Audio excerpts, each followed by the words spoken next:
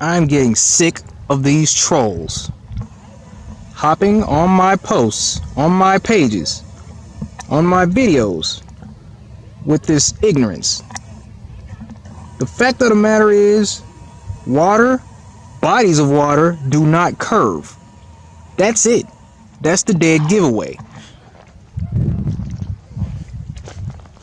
You want to talk about the stars in the sky. You want to talk about the distance of the moon. You want to talk about why the rest of the planets off in space are circular or round, spherical.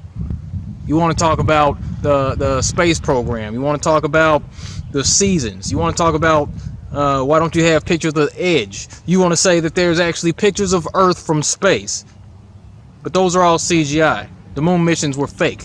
The moon landings, that was fake. NASA has lied about multiple things. You know this. But the dead giveaway of this whole flat Earth idea is that bodies of water do not curve. You know this.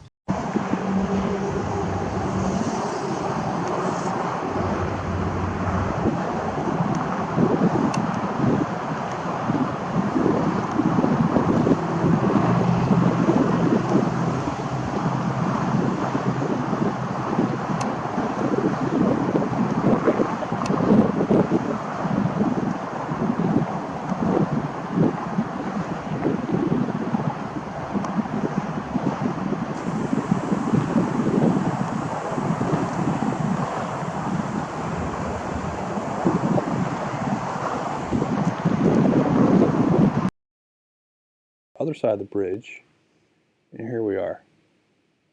I mean, it's a curve, guys. So, all these flat Earth videos that talk about this causeway, it's like they Googled a bunch of stuff and said, "What's the longest bridge?" And then they looked for images that were shot straight down on top of the bridge. Well, of course, you're not going to see curvature that way. That's why would you? The conventional model doesn't even predict that you would. The conventional model predicts that you would see it at this shallow angle. And that is what you see. You're seeing the causeway curve right here. I mean, it's definitive.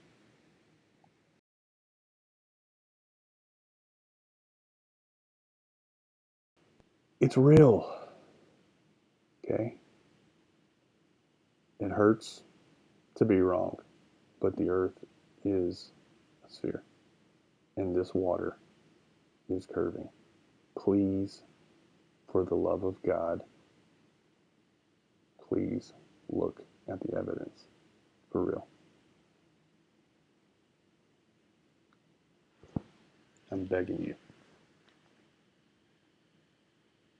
Sound me out.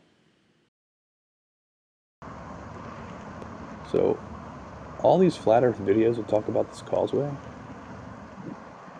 it's like they Googled a bunch of stuff and said, "What's the longest bridge?" And then they looked for images that were shot straight down on top of the bridge. Well, of course, you're not going to see curvature that way. That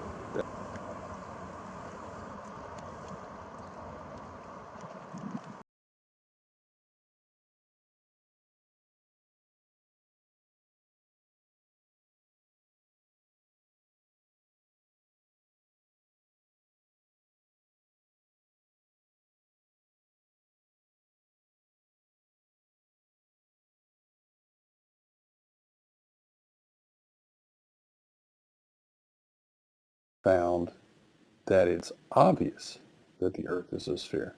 And not only is it obvious, it's obvious how flat Earth is falsified repeatedly. So now, at this point, when I have done the research, so to speak, um, I find myself wondering how it is that anyone can actually genuinely believe that what they're saying about perspective and